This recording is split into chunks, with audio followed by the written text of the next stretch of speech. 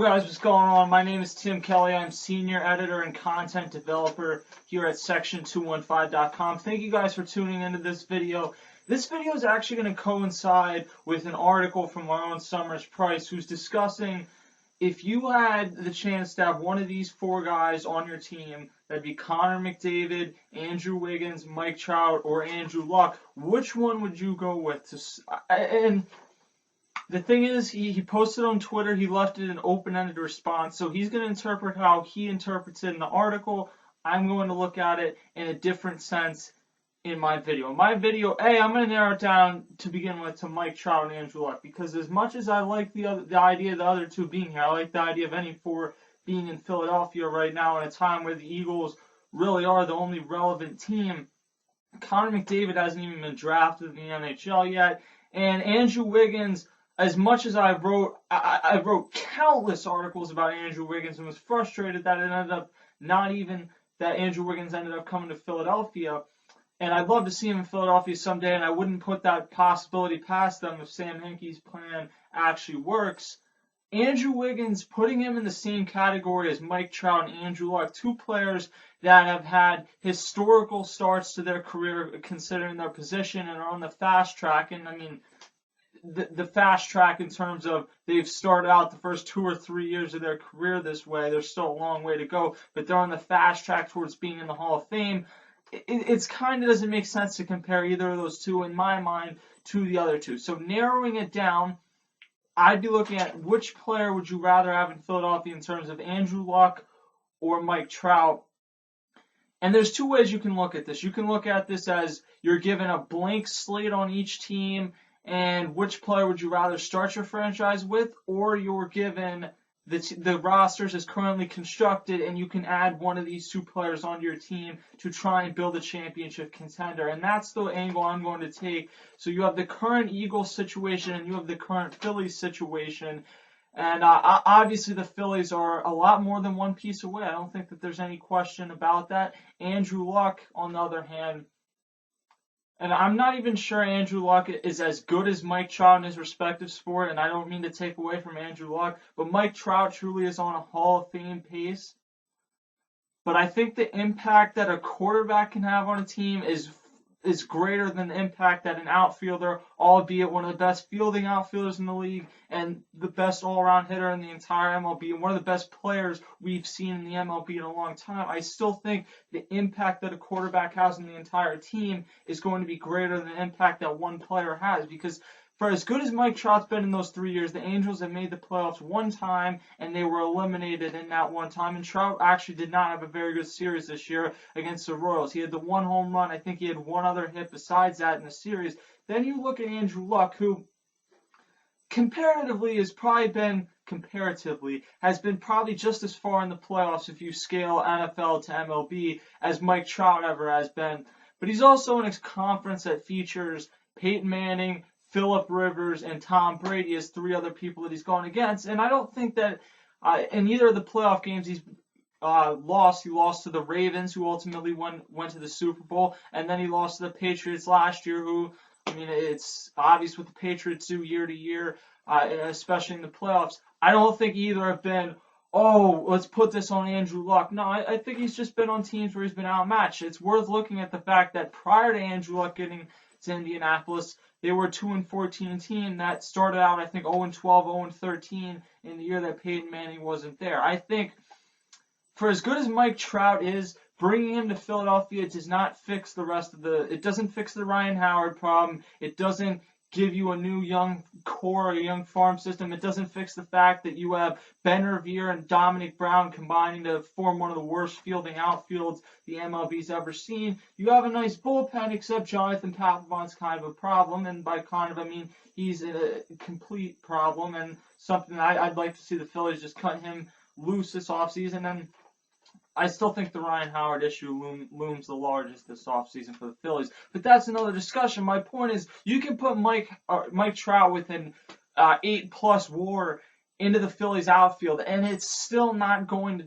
I think you win 6 or 7 more games at least, but you're still not a playoff team. You're still a maybe not even a 500 team with Mike Trout. I think you talk about putting Andrew Luck into this offense. Some of the deep throws that Nick Foles has left on the field this year, I don't think Andrew Luck does that. I think not only are the Eagles 6-0, they're one of the favorites to win the Super Bowl. And it's not even that I look at this team as currently constructed and don't think that they've become one of the favorites to win the Super Bowl, but you look around the landscape of the NFC, the Seahawks are showing some real issues right now.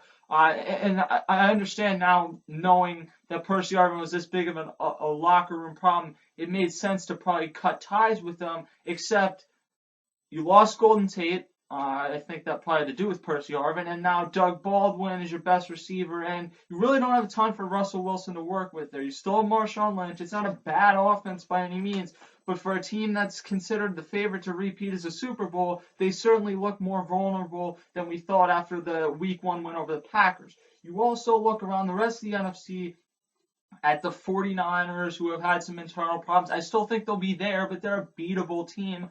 Both those teams, especially if you get them at home, are beatable teams. The Saints are what we thought. The Packers are going to compete. They're a good team, but they're not an invincible team. I think if you put Andrew Luck on this team over Nick Foles, you give Chip Kelly the ability to have a quarterback who's better at extending the play than Nick Foles by far. He's one of the best at extending the play in the entire NFL. You could use the dual threat read option type things a little bit more often because you have a quarterback that, while he's not a Randall Cunningham, Michael Vick type runner, or even Colin Kaepernick type runner, he's someone that's going to keep you a lot more honest than Nick Foles because he's capable of ripping off a 12 or 13 yard run if he fools you on the read option. I think you put that in there, you put in the fact that some of the deep passes that Nick Foles has left on the field in the first half are inexcusable deep passes that he should have hit, and the Eagles' offense would be at an even higher point than they are right now. I understand that with McCoy and the offensive injuries,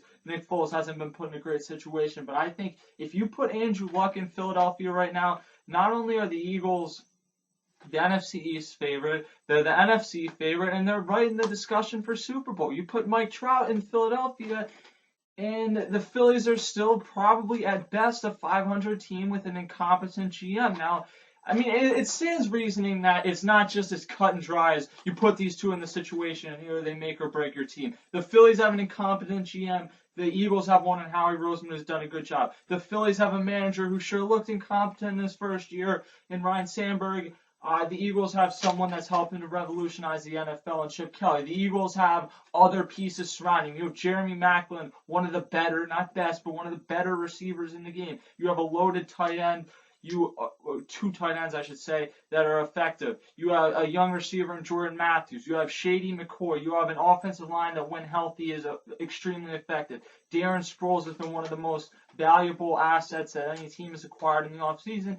And your defense, for all the talk in the offseason, the secondary, with the exception of Malcolm Jenkins, hasn't been good, but the front seven has been very effective so far. So it isn't just as cut and dry as, oh, you put one player in and they're going to change the face of your franchise. But I think if you're looking at the case of what's in Philadelphia right now, Andrew Luck does make you a championship team.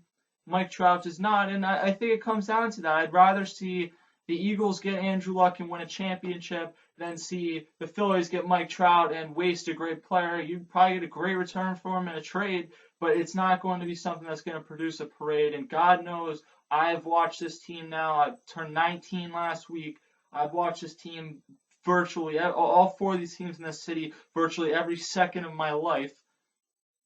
And I've seen one championship. I've seen the Eagles be in a championship when I was 9 years old. So, I mean, I'm starved. The Sixers haven't been in a championship since I was 4 years old. I'm in college. The Sixers, last time they were in a championship was the summer prior to me starting kindergarten. It's been a long time. I'm starved. And if you put Andrew Luck here, man, I'm getting way too into this because I'm imagining what Andrew Luck could do in Philadelphia. Let me know your guys' thoughts in the video comments below. This will also be used as a video below a lot of articles in the coming future. It's an interesting topic. Would you even consider taking Andrew Luck or Connor McDavid over one of these two?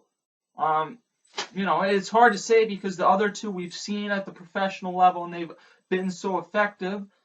And I mean, the other two look like great prospects. Andrew Wiggins is still only in his second year out of high school, and Connor McDavid is only 17 years old. I'm older than Connor McDavid. It's reached that point in my sports talk career where I'm actually older than some of the people I've talked about, which is a far cry from what it was when I started 4 or 5 years ago. So let me know what you guys think. I'm Tim Kelly. Follow me on Twitter, TimKelly_215. Follow Summers, who's brainstorming this article was a very good idea, at SummersPSec215, and then follow Section 215 at SEC215 on Twitter. Section 215, part of the Fansided Network. We will catch you guys next time.